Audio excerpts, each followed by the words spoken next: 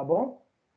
Então, eu inicio a aula de hoje pontuando aqui algumas perguntas sobre o conteúdo da matéria que nós já vimos. Antes de mais nada, né, ontem eu disse para vocês que a gente já tinha visto mais ou menos, né, 45, estava chegando a quase 50% da matéria. Deixa eu mostrar isso aqui para vocês concretamente. Esse aqui é o conteúdo programático, tá bom, gente? Não sei se vocês estão visualizando aí, acredito que sim. Aqui, ó, nessa primeira parte, tributos em espécie, nós já vimos tudo. Tá? Teoria geral, conceito de tributo, classificação dos tributos, né, impostos, taxas, contribuições e melhorias, empréstimo compulsório e contribuições. Aí eu pulei o capítulo da competência tributária, mas já falei alguma coisa sobre esse assunto quando a gente estava tratando das espécies de tributo. E agora, né, acabamos essa parte toda aqui, ó, das limitações constitucionais ao poder de tributar. Vamos começar a tratar das imunidades, depois eu vou voltar para a competência tributária e vão ficar faltando esses dois capítulos aqui, ó, obrigação tributária e responsabilidade tributária. Então, realmente, a gente já viu 45% da nossa matéria, estamos caminhando para 50%. Combinado? Bom, sobre o questionário, né? As perguntas que eu vou fazer, eu vou começar agora. Então, para aqueles que estão chegando agora, eu vou fazer, em primeiro lugar, gente, um questionário de fixação da matéria. Um questionário com mais ou menos 10 a 15 perguntas, que tem a intenção, né, de perpassar por tudo aquilo que a gente já viu, tá certo? Então, pergunta número 1. Pergunta número 1. O que é direito tributário? Pergunta número 1. O que é o direito tributário? O que é o direito tributário? Na mesma pergunta, explique a sua natureza. Na mesma pergunta, explique qual é a sua natureza. 2.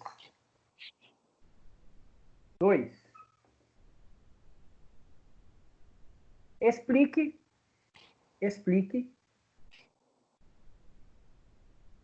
qual é a diferença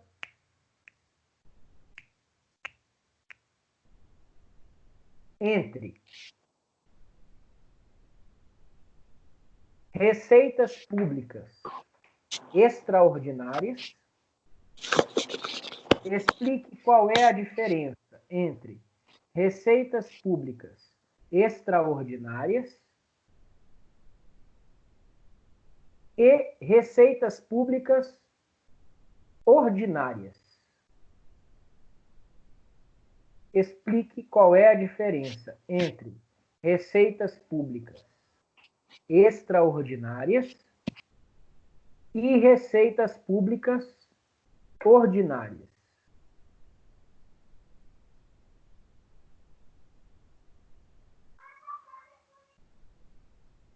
3. Diferencie receita derivada e receita originária.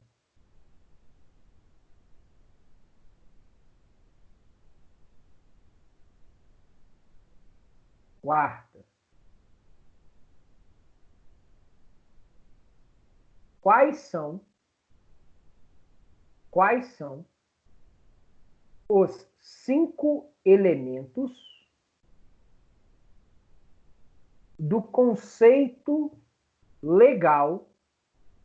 Quais são os 5 elementos do conceito legal de tributo?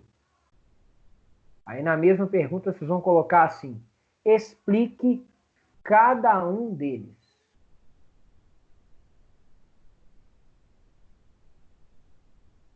Próxima. Quais são as espécies de tributo? Quais são as espécies de tributo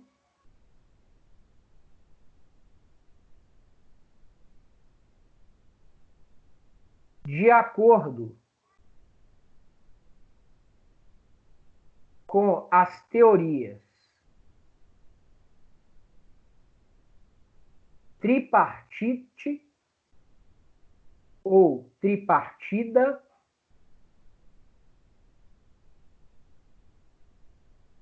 e pentapartite ou pentapartida.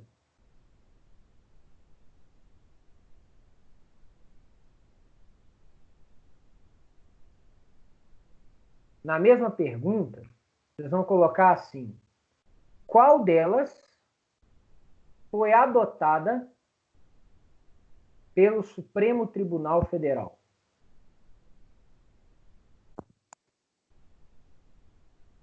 Qual delas foi adotada pelo Supremo Tribunal Federal?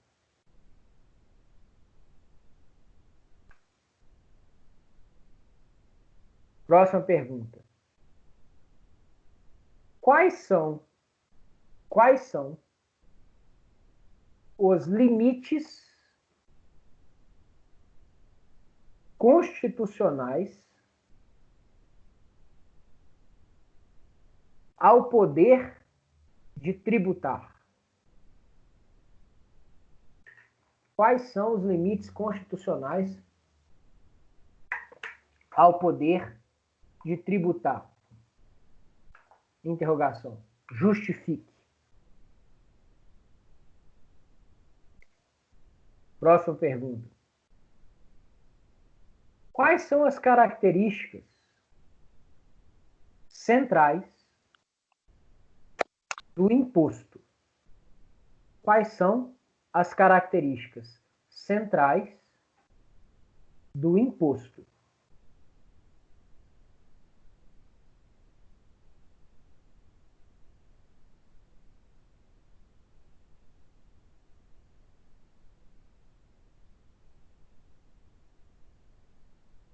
Próxima pergunta. Explique as exceções constitucionais.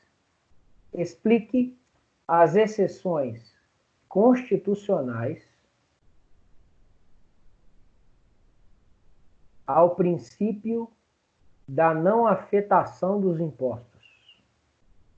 Explique as exceções constitucionais ao princípio da não afetação dos impostos.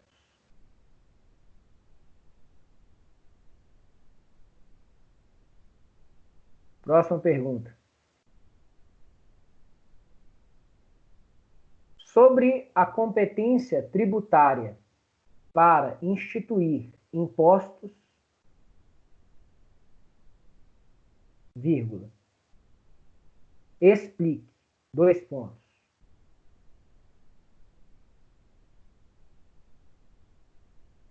Explique. 2 pontos. Quais são, sobre a competência tributária para instituir impostos, explique. 2 pontos. A. Quais são os impostos federais,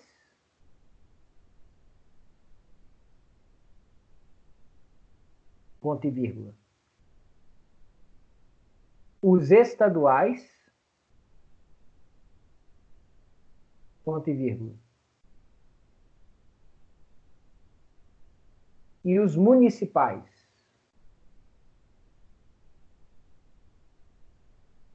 Interrogação. Na mesma pergunta, vocês vão colocar assim: quais os impostos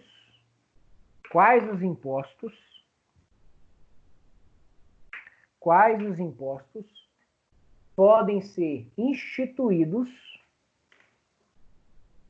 pelo Distrito Federal?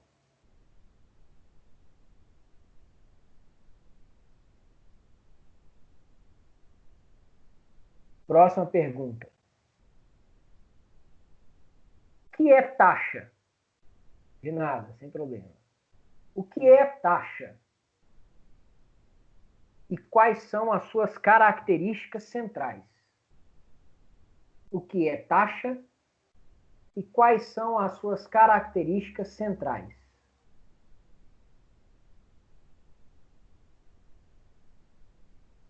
Espera aí, Vitor. Eu não entendi sua pergunta. Não, essa é a 10. O que é taxa e quais são as suas características centrais? 11. Explique as características da taxa de polícia e da taxa de serviço. Explique as características da taxa de polícia e da taxa de serviço. Próximo. Diferencie taxa e tarifa. Diferencie taxa e tarifa. Próximo. O que é contribuição de melhoria? O que é contribuição de melhoria?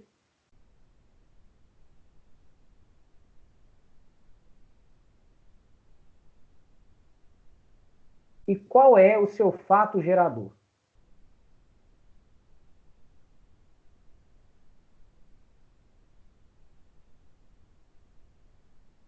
Próximo. Explique em que consiste e quais são as características do empréstimo compulsório. Explique em que consiste e quais são as características do empréstimo compulsório.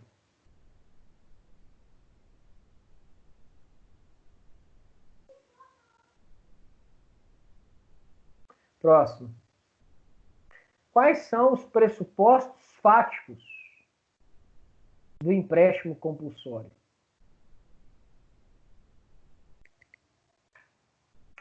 Quais são os pressupostos fáticos do empréstimo compulsório?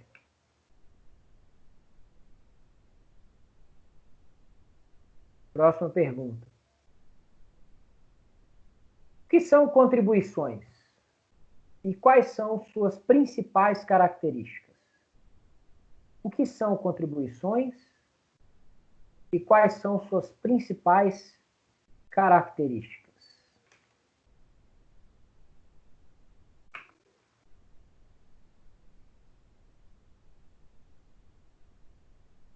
Próxima pergunta. Existem contribuições estaduais e municipais? Interrogação. Em caso positivo, cite-as.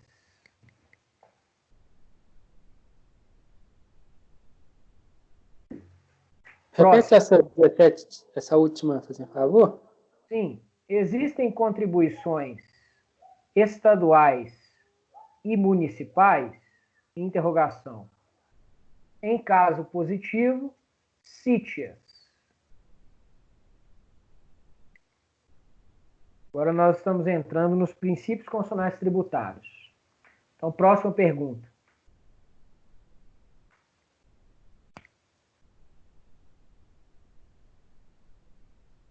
O que é proibido pelo princípio da legalidade tributária?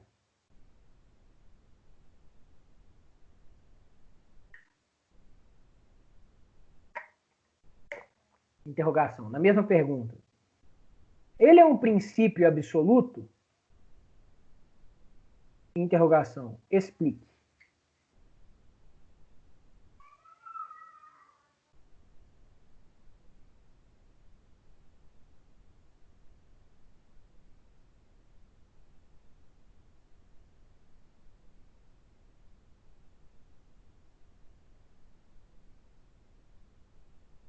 Próxima pergunta.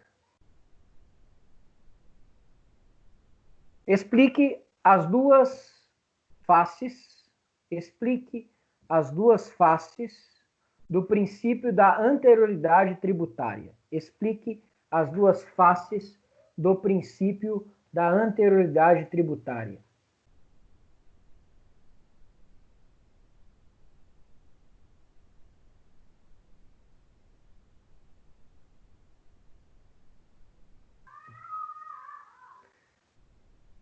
Próxima pergunta.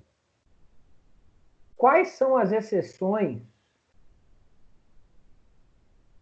ao princípio da anterioridade anual? Interrogação. Quais são as exceções ao princípio da anterioridade anual? Na mesma pergunta. Quais são as exceções ao princípio da anterioridade nonagesimal?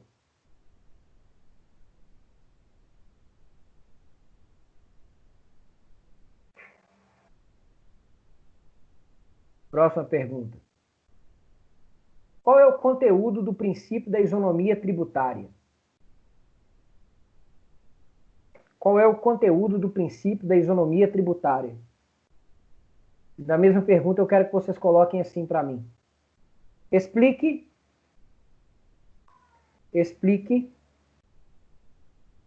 Calma. Tá bom. Qual é o conteúdo do princípio da isonomia tributária? Aí na mesma pergunta, vocês vão colocar assim para mim. Explique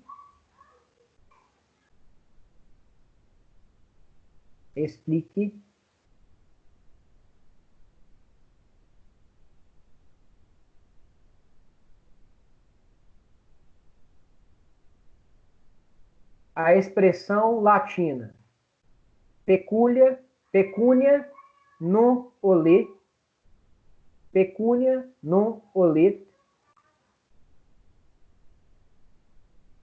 Explique a expressão latina pecunia non olet, estabelecendo uma conexão entre essa expressão e o princípio da isonomia.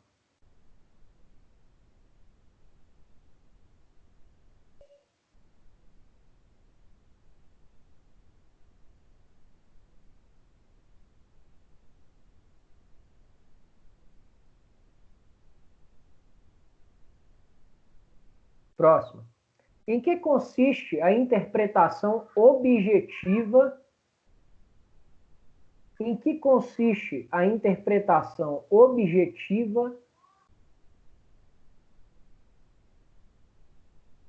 do fato gerador do tributo?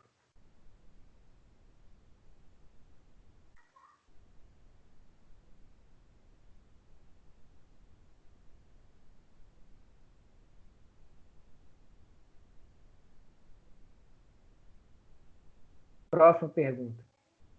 Explique o princípio da capacidade contributiva ou capacidade econômica. Explique o princípio da capacidade contributiva ou da capacidade econômica.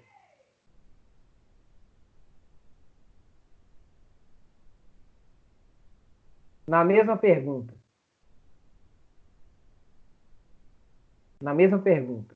Quais são as técnicas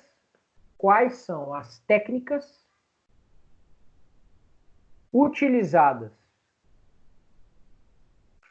Quais são as técnicas utilizadas no campo do direito tributário? Quais são as técnicas utilizadas no campo do direito tributário para a exteriorização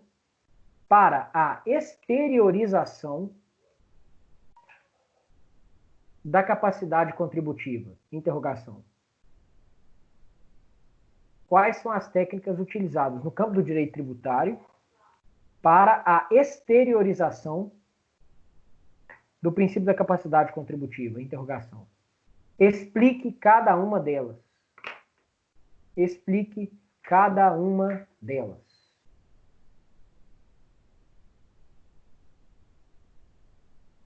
Próximo.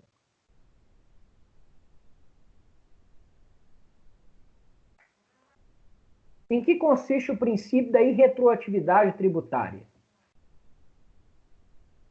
Em que consiste o princípio da irretroatividade tributária? Oi?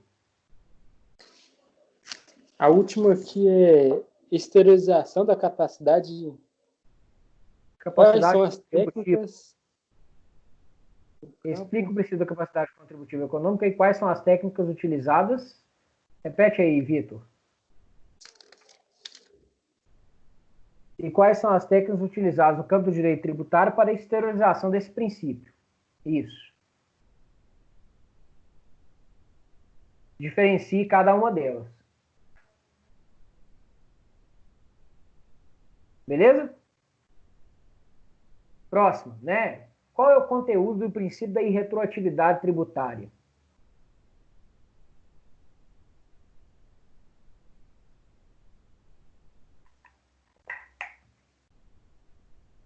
E quais níveis de graduação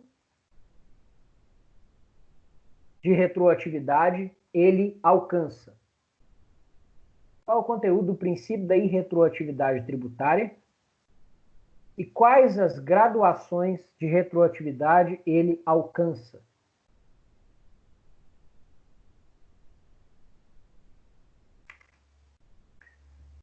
Próximo.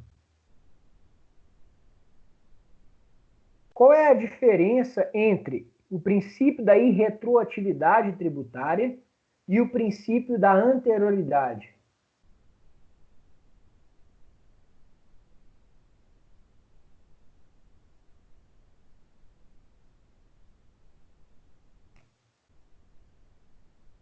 Próximo. Qual a diferença de anterioridade e o outro é qual? Retroatividade. Retroatividade. Irretroatividade e anterioridade. Beleza? Beleza. Próximo. Quais são as exceções legais? Quais são as exceções legais ao princípio da anterioridade? Quais são as exceções legais ao princípio da anterioridade?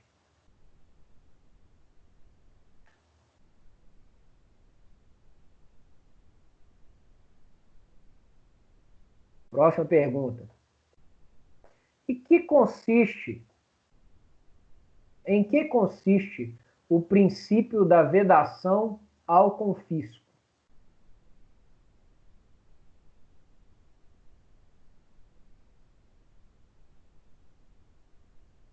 Na mesma pergunta. Ele se aplica às multas? Ele se aplica às multas? Interrogação.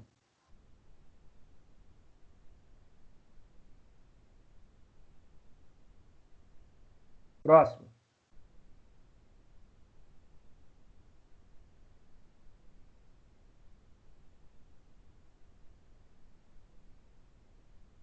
Explique o princípio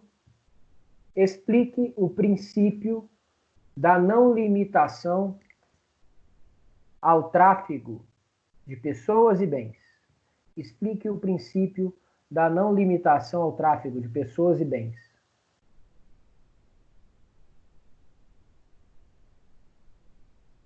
E a última pergunta, para a gente começar a aula de hoje. Explique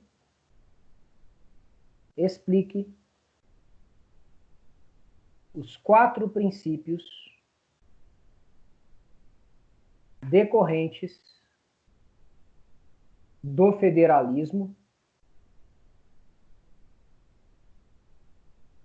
Explique os 4 princípios decorrentes do federalismo que estabelecem limitações ao poder de tributar. Que estabelecem limitações ao poder de tributar. Beleza? Sim? Bom, Então, meus caros, agora eu posso, né, já que eu fiz o questionário, cumpri a minha promessa. Bernardo, boa noite. Não sei se você já falou sobre nessa aula ou em outra, só um minutinho. Mas eu gostaria de saber como vai ficar a distribuição dos pontos nas suas duas matérias. Você vai manter os trabalhos e também se você já tem alguma data ou previsão de provas. Eu vou vincular trabalhos pelo Moodle, tá? A distribuição ela fica mantida como na origem, né? 2 provas e um trabalho. Só o formato que vai mudar. Você vão ter atividades vinculadas pelo Moodle e essas atividades vão ser valoradas no mesmo tanto das 2 provas e do trabalho. Combinado? Trabalho vocês vão enviar para mim por e-mail e as 2 atividades vocês vão fazer pelo próprio sistema. Combinado? Como e quando, muito provavelmente na semana que vem eu já vou ter essa resposta para vocês. Eu vou conversar com a Silvia para a gente padronizar. Sim, os 2 trabalhos estão mantidos. Os 2 trabalhos estão mantidos. Tá bom? Um trabalho nessa disciplina e um trabalho na outra. Então eu vou conversar com a Silvia para a gente padronizar tudo e vou ajustar, né, e passar a informação para vocês direitinho. Podem ficar tranquilos que eu não vou pegar vocês de surpresa não. Tá bom? Bom, dito isso, né, e paga a minha promessa aí do questionário, eu vou então passar, né, para a explicação no restante da aula de hoje das imunidades. É claro, eu não vou encerrar esse assunto, mas eu vou tratar de pelo menos 5 pontos, né, desse assunto aqui, né, que eu vou começar hoje. Espera aí, qual que é a pergunta? Em relação ao questionário, devemos entregar ou é para o estudo? É só para estudar, gente. Não tem que entregar, não, tá? Não vale nada. Se vocês estão pensando aí em questão de ponto, não vale ponto, não. É só um material a mais para vocês estudarem e fixarem a matéria, tá bom? Não precisa de me entregar, não. Bom, então voltando aqui. Hoje eu vou falar das imunidades, eu estou projetando aí para vocês, né, a parte do resumo, né, desse capítulo 4. Vocês devem ter visto aí quando eu mostrei para vocês, né, o nosso conteúdo programático, que estava aqui, né, no mesmo capítulo das limitações constitucionais ao poder tributar, estão aqui. Eu preferi separar, né, eu estou trabalhando as limitações constitucionais ao poder tributar, falei primeiro, né, dos princípios constitucionais tributários, agora eu vou falando das imunidades, depois eu vou falar da competência tributária, tá certo? Bom, começando pelo conceito, o que é imunidade tributária, né? O que é imunidade? Meus caros, como eu já expliquei para vocês em outras oportunidades, imunidade nada mais é do que uma delimitação negativa da competência tributária. Ou seja, na imunidade eu tenho o estabelecimento do inverso daquilo que nós temos na competência tributária. Por isso eu falo que ela é uma delimitação negativa daquilo que estabelece a competência tributária. Porque a competência tributária estabelece, né, em favor de um ente federativo um poder para instituir a cobrança de determinado tributo. Nós sabemos que o poder de tributar é um poder do Estado Nacional e esse poder é dividido entre os entes federativos e essa parcela de poder que é conferida aos entes federativos para instituir a cobrança dos tributos, nós damos o nome de competência tributária. A imunidade, ela suprime a competência tributária, porque ela estabelece uma área de não incidência do tributo.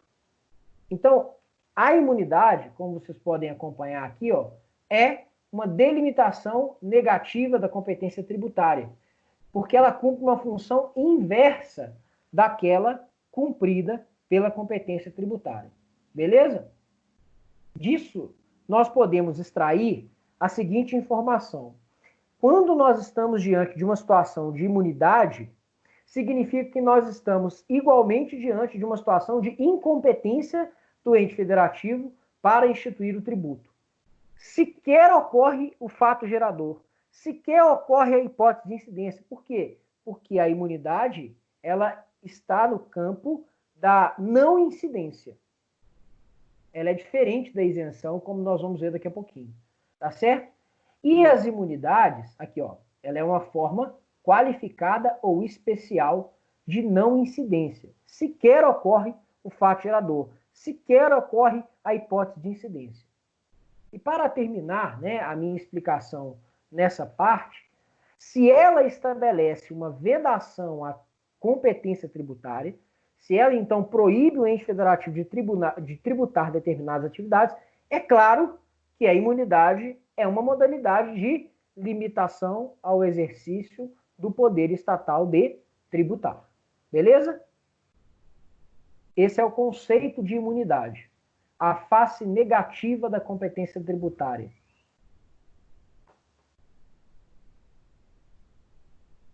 Todo mundo entendeu esse conceito? Podemos seguir adiante? Escreve aí para mim. Sim? Não? Só para eu ter uma noção, né, de como é que ficou esse conceito para vocês. Beleza.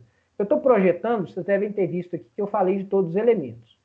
Segunda coisa, abrangência das imunidades. Meus caros, a primeira coisa que eu queria dizer para vocês, né, e que eu vou reforçar daqui a pouquinho, é que as imunidades tributárias são estabelecidas pela Constituição. Isso significa que a imunidade tributária ela é estabelecida pela Constituição, dirigida a um ente federativo, né, com competência tributária, anulando essa competência tributária.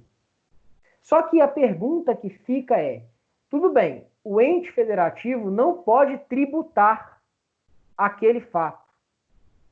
Mas eu te pergunto, a imunidade, ela alcança as obrigações principais e as obrigações secundárias ou apenas as obrigações principais? Deixa eu te explicar. Obrigação principal, como a gente vai estudar quando nós estudarmos as obrigações tributárias, é a obrigação de pagar o tributo.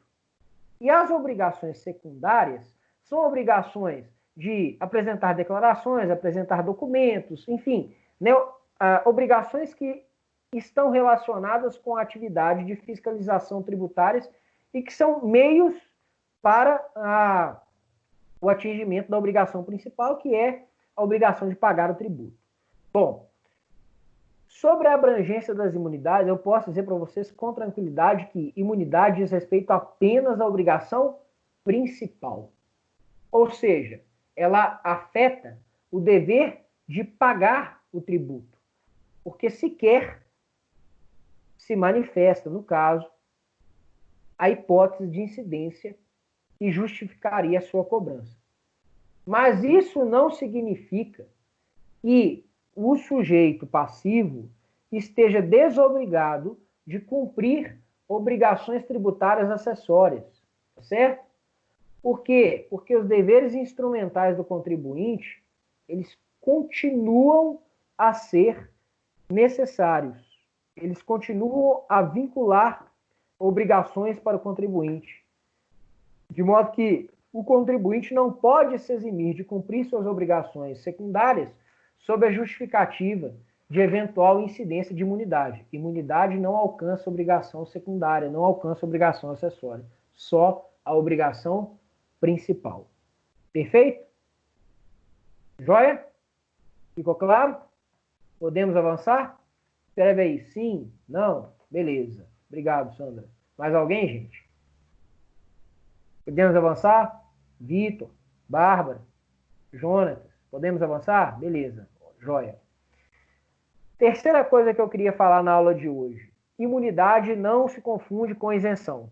Muita gente acha que isenção e imunidade é a mesma coisa. Não é.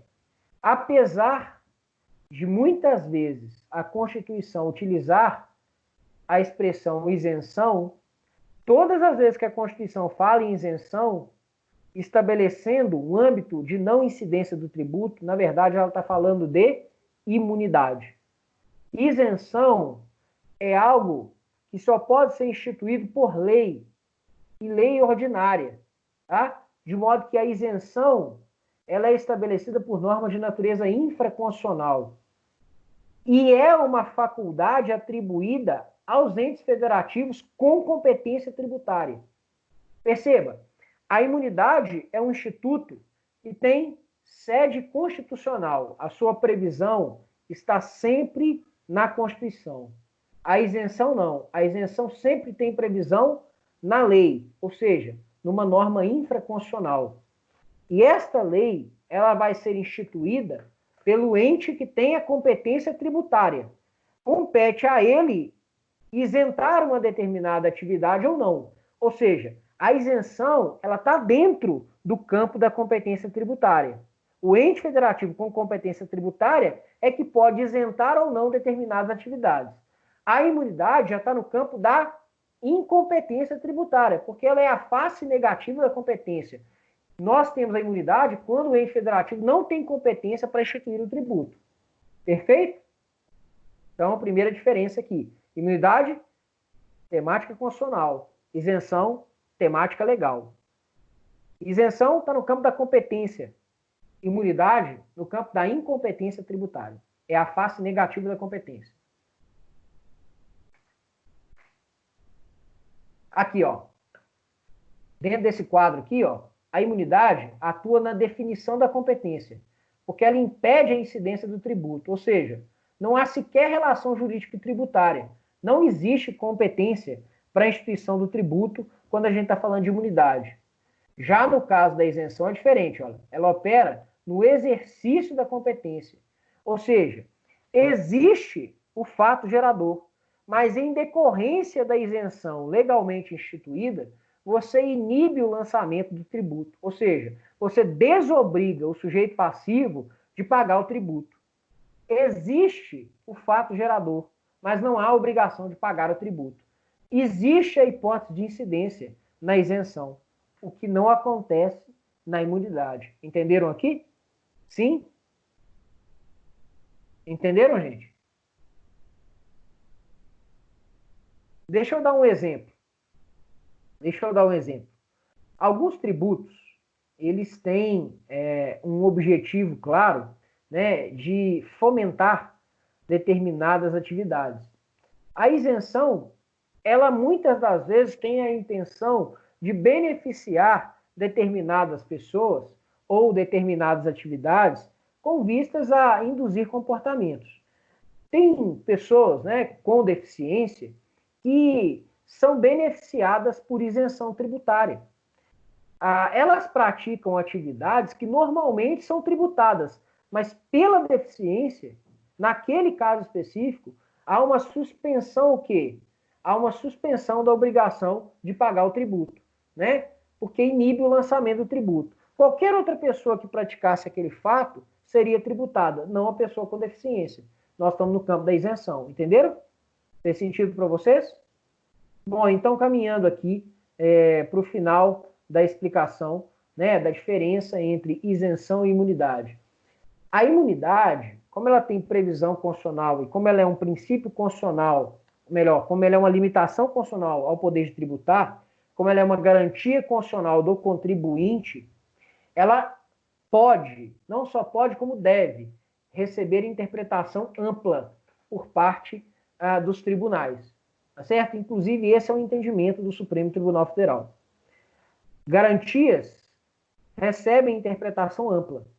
Garantias constitucionais, direitos fundamentais, são interpretadas de forma ampla, não restritiva. É diferente do que acontece com as isenções, porque a isenção, por impositivo legal, tem que ser interpretada restritivamente. É o que estabelece o artigo 111 do CTN. Então, eu queria convidar vocês a abrirem o código de vocês, né? Código Tributário Nacional, artigo 111. Deixa ele aberto aí e vamos ler o que diz o CTN nessa parte. Artigo 111 do CTN.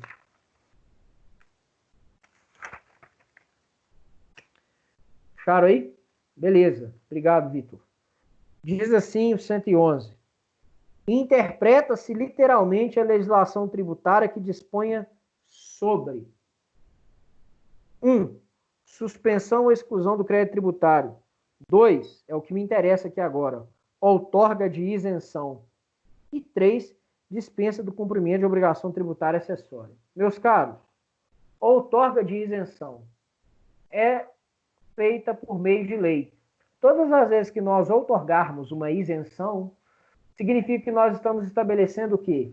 Uma exceção à obrigação de pagar tributo. O que é uma exceção, eu não posso interpretá-la de forma ampla. Eu tenho que interpretá-la literalmente, ou seja, eu tenho que interpretar de forma restritiva. Beleza? Isso difere as isenções das imunidades. Perfeito? Joia? Me dá um retorno aqui, sim. Vitor, obrigado. Mais alguém, gente? Pode me dar? Obrigado, Sandra. Vamos seguir, então. Ainda dentro, né, da explicação geral, né, das imunidades, obrigado, obrigado, Brenda. Ainda dentro das explicações, né, das imunidades, explicação geral das imunidades, eu quero falar o seguinte. Quando a gente fala de imunidade, muita gente se equivoca pensando que imunidade tem a ver só com impostos. E não é verdade. Por que as pessoas cometem esse equívoco? Porque quando a gente fala de imunidade, a pessoa logo associa imunidade ao texto do artigo 150, inciso 6 da Constituição. E, de fato, 150, inciso 6, ele estabelece imunidades em relação a impostos, não a tributos. Então, por exemplo, imunidade, né, sobre patrimônio, renda e serviços dos entes federativos uns dos outros, né, sobre templos de qualquer culto, sobre patrimônio, renda e serviços de partido político, fundação, entidade sindical, instituições de educação e de assistência social. Aqui nós estamos falando, gente, de imunidade de impostos. Imunidade sobre livros, jornais, periódicos, papel destinado à sua impressão. Todas essas são imunidades de impostos. Mas, e esse é o ponto que eu queria destacar agora, mas as imunidades não se restringem aos impostos. Isso significa que não é apenas o artigo 150, inciso 6 da Constituição, que estabelece imunidades. Nós temos outros dispositivos constitucionais que estabelecem imunidades e que abrangem outros tributos. Eu deixei aqui para vocês projetados, né, alguns desses exemplos. Eu queria trabalhá-los aqui agora. Olha só. Olha só. Espera aí que eu desativei minha câmera aqui. Pronto. Voltei. Olha só. É um equívoco imaginar que as imunidades alcancem só os impostos. Tá? Elas podem alcançar as mais diversas modalidades de tributo.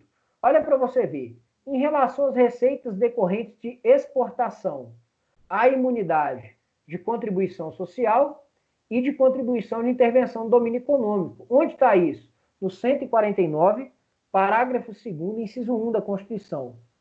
Depois eu queria que vocês lessem, tá? Eu não vou ler agora, eu vou avançar.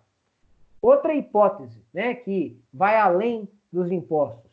A propositura de ações e a solicitação de registros e certidões tem situações, né, que, em decorrência da falta de capacidade econômico-financeira do sujeito, pessoa que é pobre no sentido legal, e ela é isentada, no sentido, né, técnico do termo, né? Na verdade, ela tem uma imunidade em relação ao pagamento de taxas, tá certo? Isso está previsto no artigo 5º, inciso 34, alíneas A e B, no artigo 73, 74, 75, nos incisos 73, 74, 76 e 77 da Constituição. Joia? Imunidade de taxa, portanto. Letra C. Entidades beneficentes da assistência social, elas têm imunidade de contribuição social. Isso está no 195, parágrafo 7º. Então, percebam, imunidade é só em relação a impostos? Não. Imunidade pode alcançar todas as espécies tributárias. Você tem diversos dispositivos constitucionais que atestam isso. Mas lá no 150, inciso 6, você tem uma hipótese de imunidade tributária que alcança só os impostos. É imunidade em relação a impostos, não a outros tributos. Então, essa é a consideração que eu queria fazer.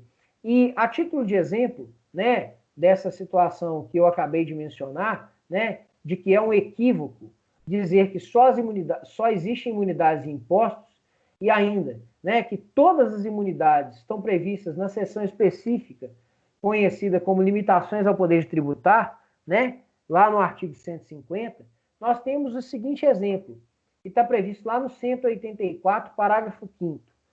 Todas as vezes que eu tiver uma desapropriação para fins de reforma agrária, o bem que foi desapropriado, ele vai ser imune em relação a impostos federais, estaduais e municipais. Veja, essa imunidade, ela não está prevista no capítulo específico, né, na seção específica, melhor dizendo, das limitações ao poder de tributar. Ela está prevista lá na frente, no 185, né, que fala da política agrária.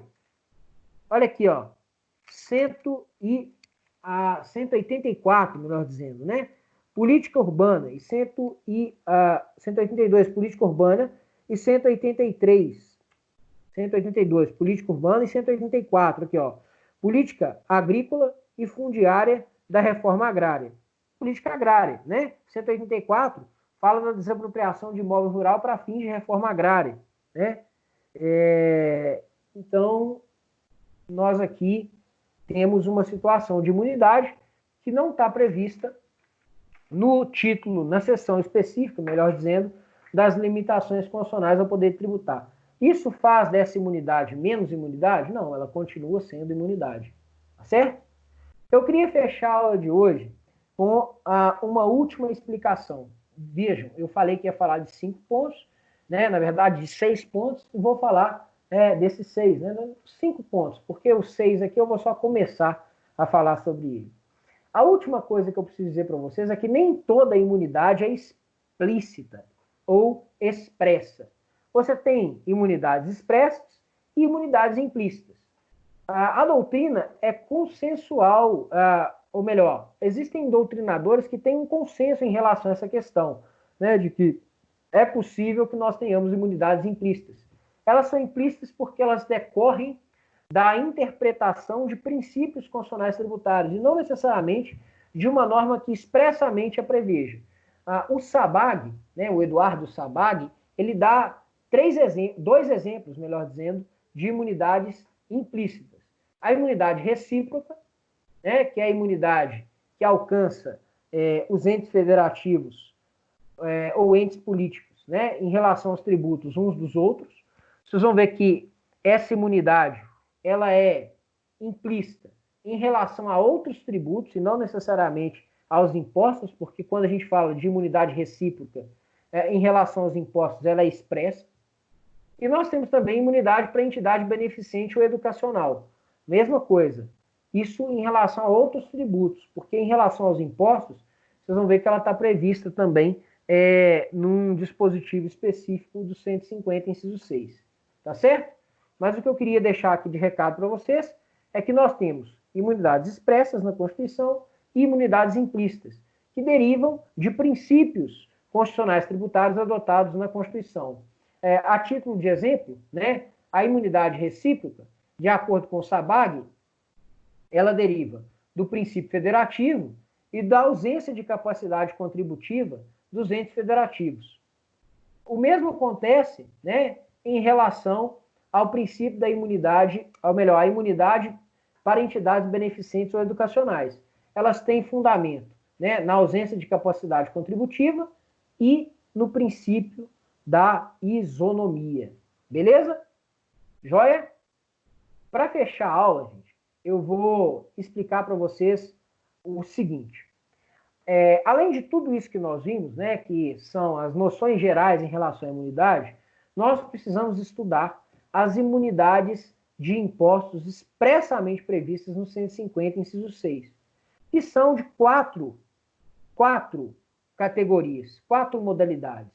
São as imunidades de entidades políticas, também chamadas de imunidade recíproca. Deixa eu projetar isso para ficar mais fácil para vocês acompanharem. Imunidade né, das entidades políticas, também chamada de imunidade recíproca. Vocês vão ver que tem outros nomes, mas eu vou trabalhar só com esses agora.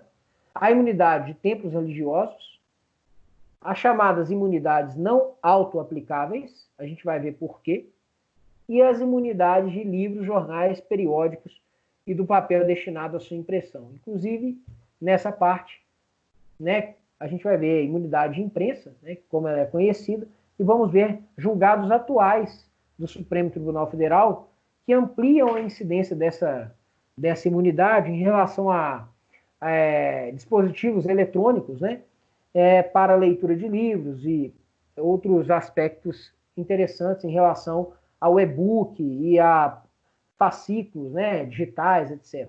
A gente vai ver isso quando a gente chegar a essa imunidade em especial. Beleza? Espero que vocês tenham gostado da aula de hoje.